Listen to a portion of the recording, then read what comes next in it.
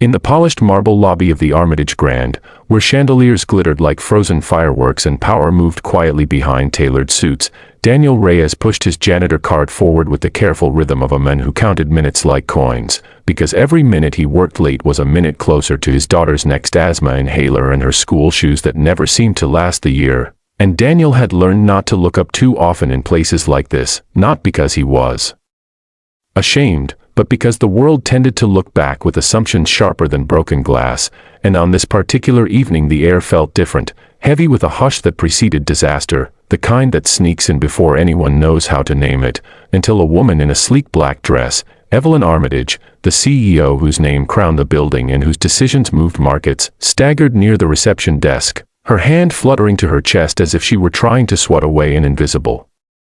insect, and then she fell, hard, the sound cracking through the lobby and freezing everyone in place, and for a breathless second the world watched money and power lie helpless on cold stone, while Daniel dropped his mop without thinking and ran, because before he was a janitor he was a father, and before that he was a medic once upon a time, before his wife died and the hospital closed and life bent him into a shape he never planned to be, and as people shouted and security hesitated, unsure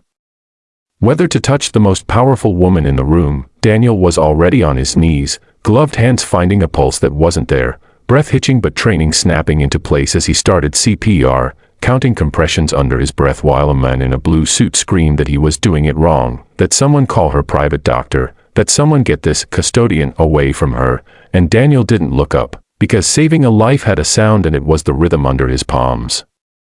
Because he remembered holding his wife's hand too late in a room that smelled like antiseptic and apologies, and he would not let another person slip away while he stood there listening to authority argue with time, and when Evelyn gasped, when color crawled back into her lips and the lobby exhaled in shock, the man in the suit fell silent, and Daniel leaned back, hands shaking now that the moment had passed, and the first thing Evelyn Armitage did, blinking up at the chandelier she had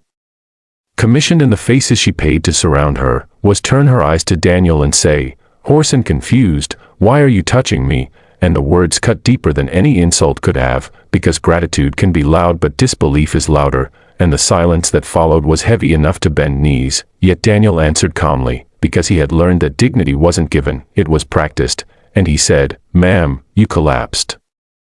I helped. And as paramedics rushed in and the lobby returned to motion, the CEO was wheeled away while Daniel was escorted to a side room, questioned, delayed, treated like a complication rather than a reason she was breathing, and in that small room with beige walls he thought about his daughter Sophia waiting at home with homework she pretended not to need help with, and about how heroes didn't look like heroes in real life, they looked like men who needed overtime and hoped their kids